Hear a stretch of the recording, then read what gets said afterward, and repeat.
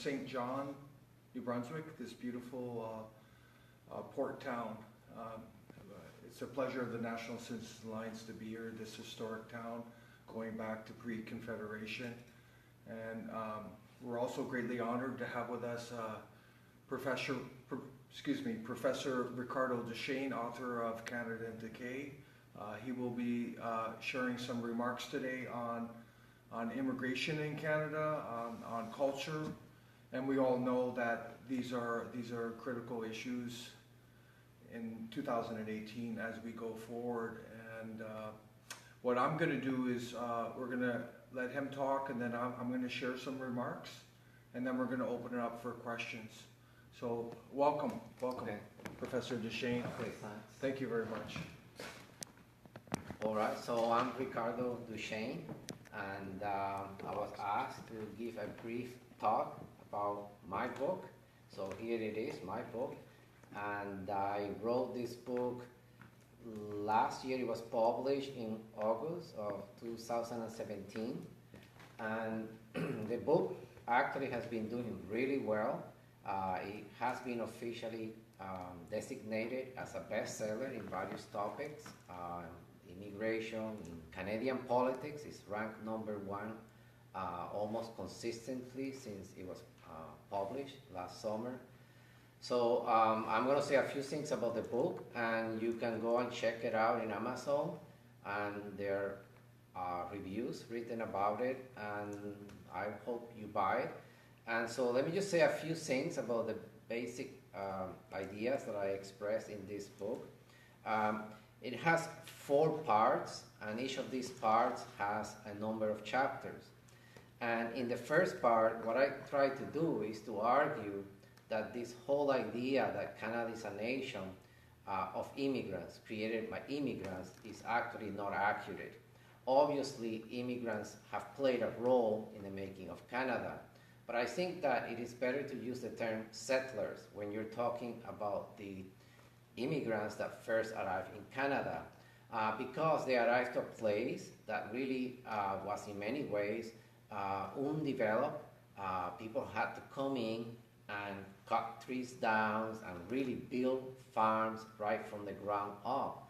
And that's what the definition of settler means. You go and settle in an area that is uninhabited and that doesn't even have farms.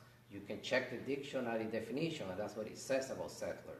And it contrasts that word, settler, to immigrant. It says that an immigrant is a person who arrives to a place that is already ready-made, that has an infrastructure, trains, transportation, buildings, a legal system, an educational system, cities. So you have to make that distinction. This is not to say that immigrants are any lesser. It's just simply a matter of accuracy. The term Canada is a nation created by immigrants doesn't make sense. Canada was a nation created by settlers. The next point I made is that actually most Canadians, through the first 200 years, were born here. People used to have big families in those days. You take, for example, the case of the French Canadians, who are the first settlers here.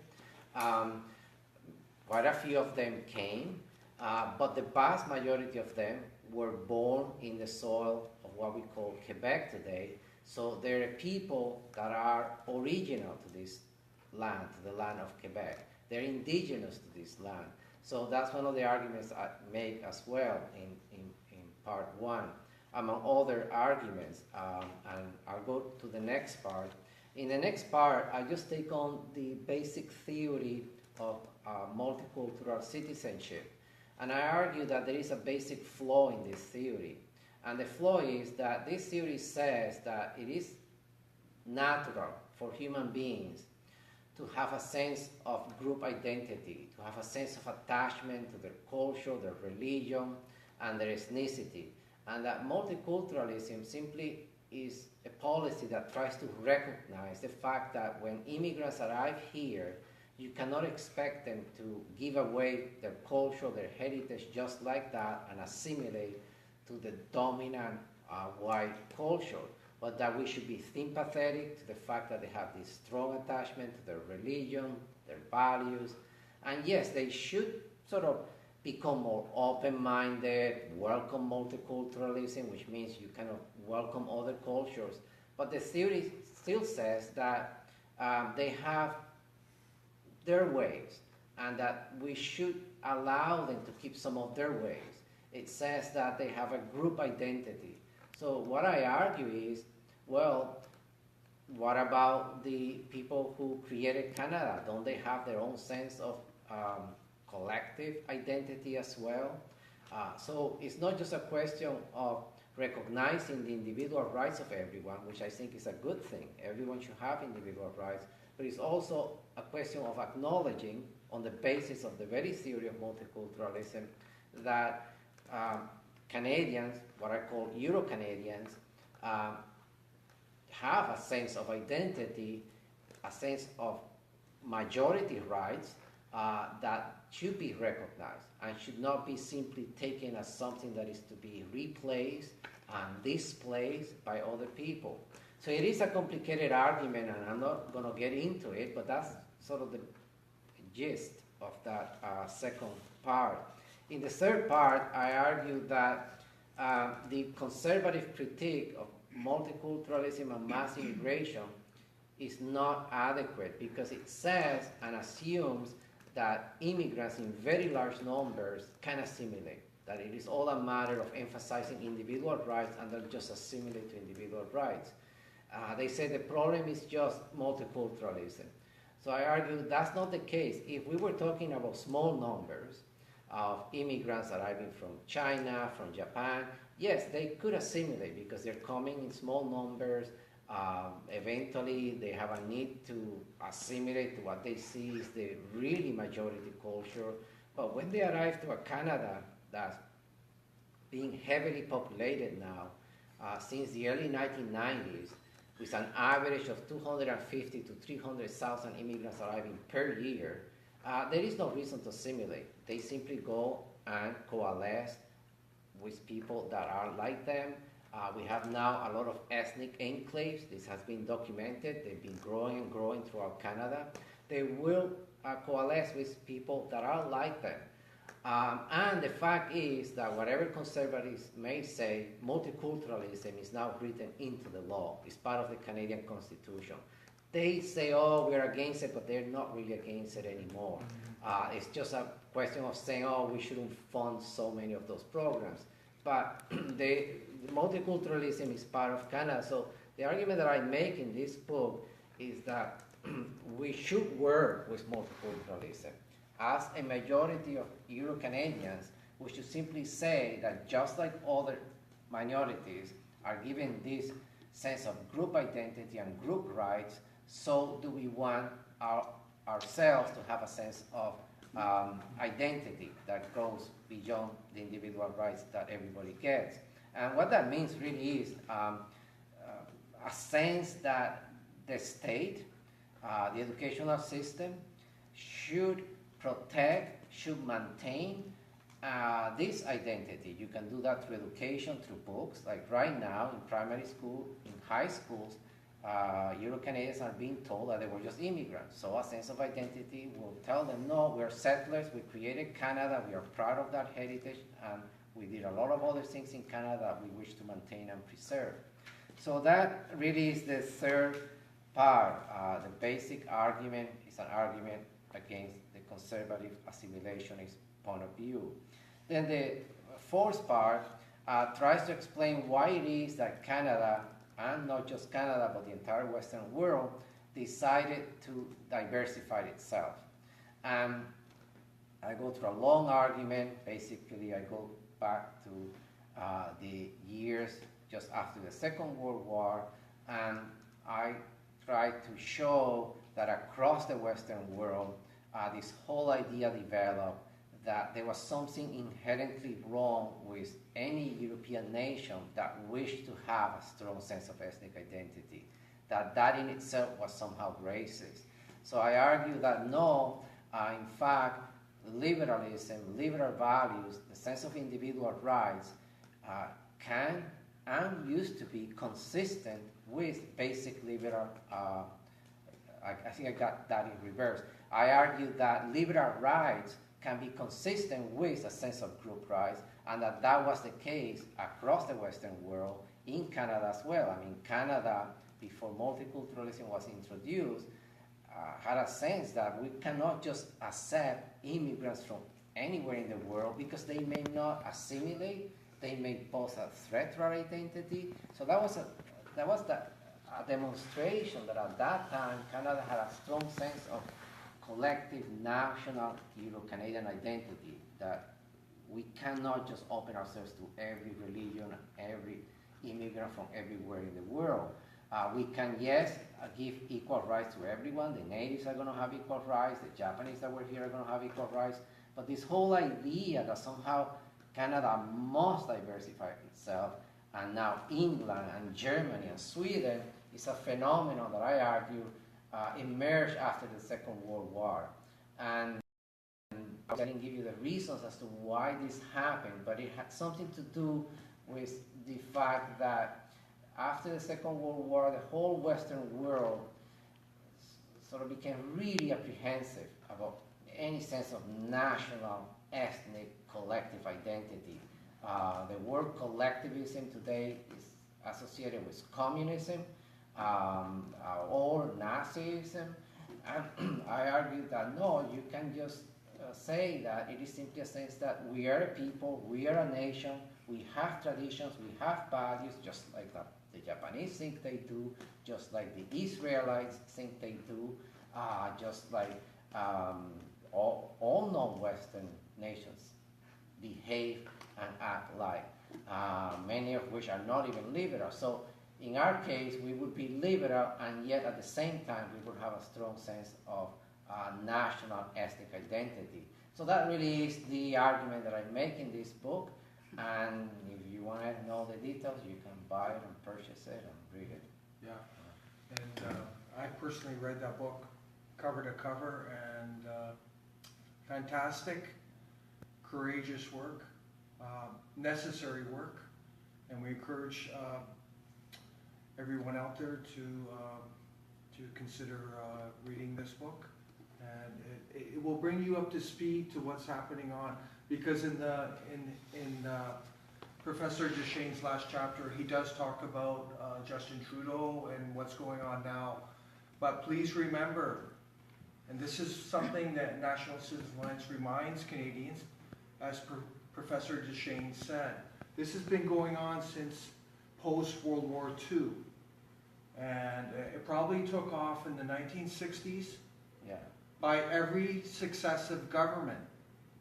And Professor Duchesne mentions in the book, in 1986, it was not the Liberals that passed the Canadian Multiculturalism Act, but it was the Conservatives. Right. Just remember that. And that I encourage people to go look up that Canadian Multiculturalism Act, because it's founded on the principle of protecting and enhancing foreign cultures in Canada. And that's what we see today. And as I mentioned earlier in the week, and I shared with Professor Duchesne today, we were in Montreal recently, National Citizens Alliance, and we met some great people there. But at the same time, we came face to face with one of the most imminent threats to our country. This fanatical religious ideologies. We came face to face with that, and it's scary. These people are fanatics, they're extreme, and they are part of these ethnic enclaves that are growing. And you may think you're safe in your community, but we always encourage people to look at Europe. There's over 900 and growing no-go zones, and they're coming here. So I'll give you an example. We went to a religious place.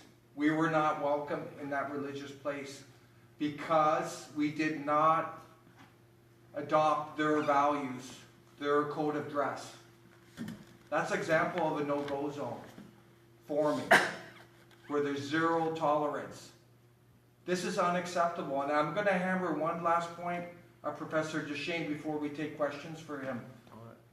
No, He talked about the double standard, the hypocrisy in this country. So there's certain minority groups that get all these rights and values, like he said. But what about the majority Euro-Canadians? We're just kicked down. We're called racist. We're pushed aside. We have rights and values too. We have cultural things we believe in. And they're just as valid. So that's what we're fighting for. And, I think the point here is it's not cultural relativism, because that's what's getting pushed on us. Like our culture doesn't mean anything. When we have a prime minister that says they don't need no identity, our heritage, our culture, we're post-national state. Cultural does matter. Our language does matter. And the Quebecers know that because they fought for a long time. And they need to reawaken and protect their culture that they spent decades and decades protecting because they're losing it. But this is about cultural sanctity. This is about our home as Canadians. And as Professor Duchesne said, the settlers, the pioneers that came here, they became indigenous to this land. And I'm just repeating what he said. There was no infrastructure. They built Canada from the ground up. This is our heritage and we need to protect it. And I think Professor Duchesne touches on this, but it would probably require another book to go into the globalist agenda that's at work here, with these commercial interests that are benefiting from the mass immigration coming into our country, coupled with establishment parties who are getting votes and money kicking back and forth. That's what's going on. The majority of Canadians are losing. Please wake up. This is a fight for our homeland right now. And we're going to take some questions from the audience. Do I go up there? Yeah, please come up, Professor Duchesne. Excellent. Thank you very much. Thank you. I just have a good word. So anybody has any questions? You can ask me one question at least. Yeah. What are your books in total that you've written? Oh, I have the other ones if you just want to see the cover. Well, you can of tell that. us what they're. Georgia, can you What's the just... title? Well, I might as well show them You since might I as well brought open them. So I have 3 books. This is my first book. It's very academic, heavily documented. It took me 10 years to write. And it did very well as well in terms of reviews. It was extensively reviewed, not just short reviews, but extensive long reviews. And then a few years later, I wrote this second book, and this is my second book. It came out in 2017. The publisher took a bit long to publish it. And then this is my last book that I just spoke about. So those are my 3 books. Are you planning on any more works for Arctos? I may, I'm not sure yet. I like this publisher, even though he's not known, he was very quick. This is why both came at the same time. Yeah. This was written about almost 2 years earlier, but it took almost 2 years to come out, whereas he had it out in a few months. And so I know this is a better known publisher, but sometimes... That's Black House Publishing? Yeah, and he's someone that I could communicate with easily through emails and things of that nature. So I'm currently doing my 4th book, and I may go with him. I'm not sure. Yeah. I've got a question just All here. If you could just clarify, because everyone here says Canada and decay. So we think of, example of decay is decay in your tooth. You got a cavity and you're going to lose your tooth. Right. Is that a fair analogy to what's happening in Canada? Yeah, I mean... That we could lose Canada? Yeah, with this agenda? Actually, my initial title was The Destruction of Canada. Okay. But it was my wife that kind of told me that's a better title, Canada Decay. So I agreed, and then she also suggested the idea of the leaf decaying. And so what I mean by that is that Canada is decaying if we agree that Canada is a Euro-Canadian nation. sometimes people ask me or say, well, what do you mean? Are you saying that there's going to be an economic collapse, that the streets are going to just look really bad, and housing and so on? And I go, no, it could be that for some time you have economic growth like we did in Vancouver. There is no question that when you look at Vancouver today, it's a hyper-modern city, that the influx of Asian money and Asian people did cause this kind of growth. But by decay, I mean something overall, a sense of peoplehood. To me, to live in a Vancouver that is with double the size in economic wealth, but is 80% Asian Chinese, is not better than a Vancouver as it was in the past. But at the same time, I just think that in the long run, eventually, and there are already signs that immigration doesn't benefit Canadians economically. Per capita income has been stagnant, and I document that now for 3 decades, and this is something the left agrees with. They've been saying over and over again that real wages have been increased since the 1970s. They just don't connect it to immigration, and immigration is not the only cause, but it's a factor in keeping wages stagnant. So in the environmentalists say, you know, how much growth and real estate development can you take before you're infringing upon all kinds of ecosystems? So in that sense, you can see that decay comes in. And overall, I mean, it's a broad term to describe a nation that is ceasing to be what it was and what it inherently should be. This is so pervasive across the West that people don't even have an understanding anymore of what it means to have a nation and a sense of national identity, because from the time that they're in primary school, they're made to feel that you don't have an identity. The Canadian flag has been removed from the schools.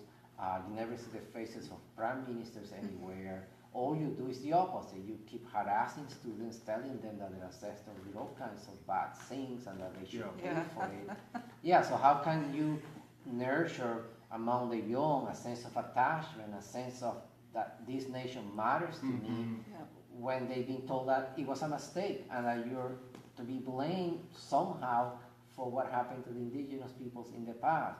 So I think people don't understand it. They think a nation is just a real estate piece of land kind of thing. And we're just economic units. Yeah. Global basic. And the thing is, you know, the Japanese are super developed, the Taiwanese, but you can be sure they have a strong sense of identity. Yes. And they want to deceive us. They're trying to deceive us, to tell us, oh, you gotta get going with globalization. Globalization is the way of the future. So, you know, snap out of your backward nationalistic behavior. Well, no, all we're saying, we can be totally globalized the way the Japanese are. You have trade with other nations, you have interactions with them, you have cultural interactions, sports, all kinds of things, but you nurture among your people a sense of pride in their heritage, in their history, and who they are. But when you keep telling them that, no, they were racist, and so on and so forth, it just makes them not want to have a sense of national identity. So I think this has all kinds of psychological repercussions as well. The young don't know who they are. They have no identity, so they're lost. And now they're being told that we don't even know if we have a male or a female identity. So it's like complete madness at this point. It's madness. They're eroding the foundations of our society. And I remember in the book, Canada Decay, you did mention that point, that it's not just immigration. There's super mass immigration happening. Like they're letting in 1 million immigrants over a 3-year span. The previous government, over its terms from 2015 to 2005 to 2015, let in almost 3 million. So it's not just the Liberals. But what's coming in is it's not just religious fanatics, but you just touched on it. There's ethnic nationalists coming in, everyone. This is going to create more division. And we were just up in Fredericton. I'm going to give you an example of what's happening, just some substance to what Professor Duchesne's saying. We were in the library walking around, and on the wall, it was a picture of our Prime Minister Trudeau, the immigration minister, the mayor of Fredericton. It was all these letters. You know what the message was? Diversity is our greatest strength. Diversity is, this is what they're teaching to our kids. It's insanity. We've read reports, everyone, by the Economic Council of Canada, by the Health Canada reports, and they all said caution on diversity. There's no empirical data that diversity improves the economy, that helps the society. One thing that, right? Yeah, one thing that people just don't get, and it's because of, again, the kind of deception and manipulation that's being carried out by the mainstream media and academics, is that it is not either or, either for diversity or totally against diversity, either for or against immigration. I mean, I think any reasonable person will say, I have no problem if some immigrants arrive, perhaps even 50,000 per year in Canada. But when you combine not only the fact that now we're closing in 400,000 per year, but that there is an onslaught of propaganda celebrating this kind of diversification and then pushing down the people who are here, then we're into something very different. So people sometimes want to paint me as if I'm anti-immigrant per se, and I go, I'm not. And they confuse, oh, I like that restaurant. Oh, I just met a person from India who was a nice person. I go, yeah, I'm sure there are many nice people.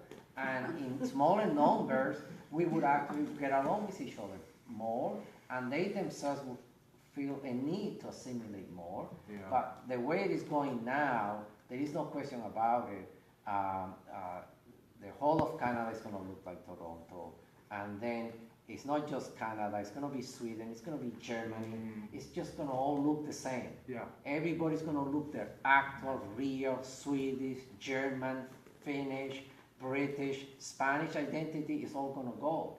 And everyone's going to look alike. So don't let them deceive you that we're promoting diversity. They're not. This is a global strategy to turn everyone into a genetic, mongrelized being who just consumes goods, and that's all there is to it. That's what's happening. Total control, everyone. Explanation point on that. He just, Professor Duchesne just hit on the nail. This is how serious what's happening to our country. It's not too late, everyone, but unlike what the propaganda, the government propaganda is saying, it is unity of Canadians. Of Canadians. That's it. That's all we need. Unity of Canadians, standing up for our values, our identity, our heritage. That's what it's about. That's our land. This is our home. If we don't protect it, we're going to lose it. And this is very scary times we're in. But at least we're fighting back and getting the message out, everyone. And Stephen and Ricardo, what do you think the role of independent media companies like Faithful is doing, and Freebird Media, and actually Red Ice TV, which is...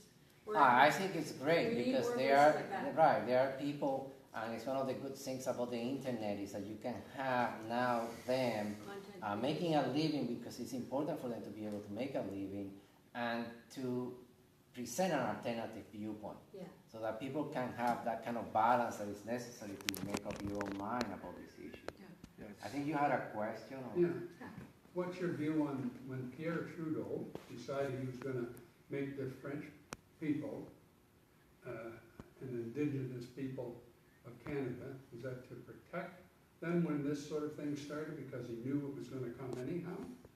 Because this has been working since post-war. He was in the 60s.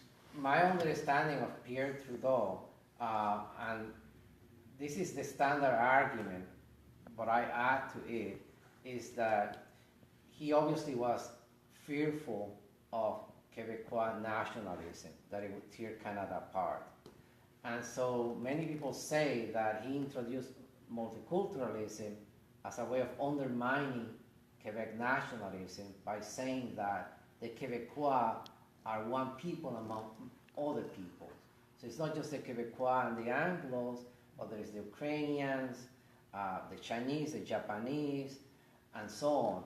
And so we should not be trying to emphasize Quebec national identity and creating an independent Quebecois nation, but rather we should have a nation that consists of multiple cultures. And your identity, your sense of cultural identity becomes a matter of private choice. The state doesn't endorse officially any culture. It leaves that for individuals to decide, just like it happened with religion, that the state said we are not Catholic or Protestant, the same we will do with culture. I think that's an error because there's a difference between religion and culture. In the case of religion, you are, if the state were to say we're Catholic, then you're mandating among Euro-Canadians, whether you're in France too or Britain, you're mandating upon them to just believe in Catholicism. You don't realize that within the European world there are a variety of religious perspectives, and then there are people that are not religious. Right. So you leave that for citizens to decide. But with culture it's different because people do have a strong sense of being rooted in a land, in a territory, framed by a certain legal system, a language, a historical background. So you cannot just do away with all of that and just have a purely abstract individual. I think even in the case of religion, you cannot do completely away with the fact that Canada was heavily Christian and that the people who settled Canada and created Canada were primarily Christian. So historically that is a fact. You cannot just do away with it and say, oh, well, it doesn't matter. We are not Christian anymore, therefore we will pretend that we were Christian in the past. Yeah. So that sense of heritage and identity, I don't think you can just get rid of it. It's there historically. And it continues to be, as I just said, in terms of language, legal system, mannerisms, the way you look, all of that is still there. So in the case of, to go back to Trudeau, he wanted to make it a private affair, and I think he was wrong about that. But also I think it's important, and I argue this point in my book, that Trudeau was not just against Quebecois nationalism, but against the Anglo identity of Canada. When the commission, I forget now, the one in the early 1960s that I talk about here, went all over Canada, they came to the conclusion that Canada is a bicultural nation. We are Anglo and we are Quebecois. And that was the sense in which people were accommodating themselves to the fact that, okay, we Anglos kind of dominated everything outside Quebec, and we used to dominate Montreal and so on, but now we recognize, the French heritage, so we are both, we are bicultural. And Trudeau didn't want that either, as well. So he went for multiculturalism to get rid of even any notion of bicultural identity, whereas I think that would have been the way to go. And get rid of British Commonwealth. Yeah. That's probably his biggest downfall. That's a good point. And we would argue it's like extreme multiculturalism now. So, Oh yeah. so I guess they're trying to get rid of the Quebecers too, right? Oh yeah. Yeah. They It started with the Anglophone, now the they Quebecers. pick you. So They pick you to all This is- intents and purposes. It's Yeah. just multiple. this is a sick agenda, everyone. Yeah. It's basically New World Order, UN globalist village. These politicians in Ottawa are just puppet minions of these corporate globalists, and that's what's going on. So you better wake up, because this is going to be an ugly, ugly country someday. We're going to be divided. Just look at Europe. It's coming. We all know it. We got to fight back and remove those cronies in Ottawa. They're all sellouts. So you're the only political party that's even addressed Ricardo's work, as far as you know? Because I haven't heard anything about. Well, that. it's integral to our policies. When I read Professor Duchesne's book, it was like it was in like corporate alignment. Yeah. He reached out to me, because he's not on the media. We're not on the media, but he did reach out to me, and it was an incredible piece of work, brave work, courageous work, and And we actually learned from your work. We actually updated some of our policies.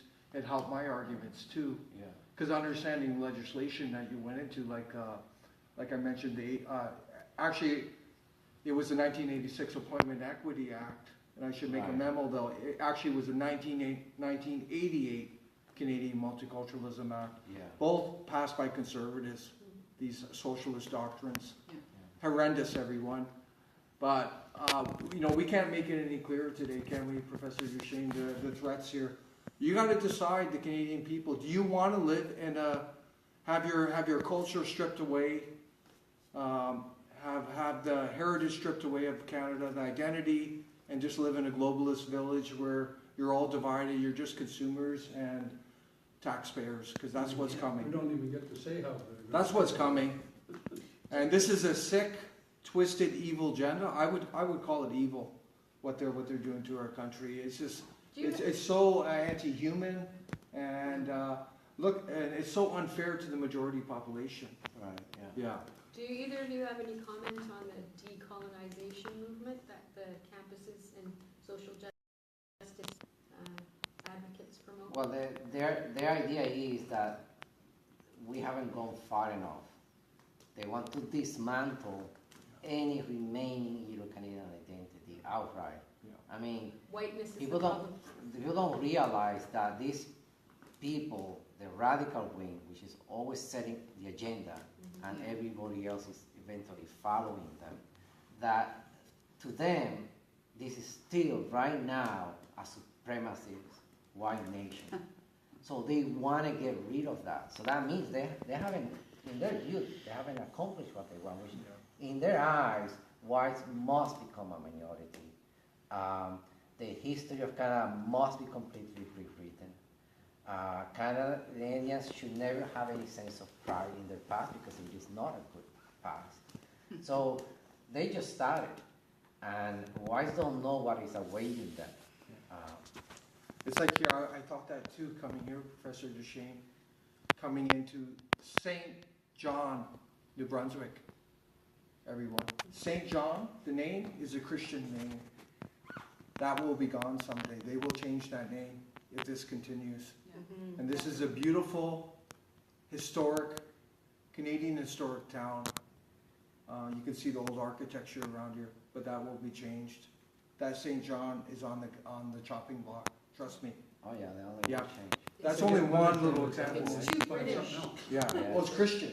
Yeah. It's a Christian name. They'll get rid of that because they will argue that it doesn't square with the new reality. It doesn't speak to the new people here. Yeah. What has St. John got to do with a city that is now heavily 80% Asian and 15% African? Yeah. We're only scratching the surface here, everyone, because we could go on, because if we start to talk about fertility rates and then certain immigrant groups taking over, right? Yeah, no, So people. that just scratches it. I discuss all of that in my book, and Yeah.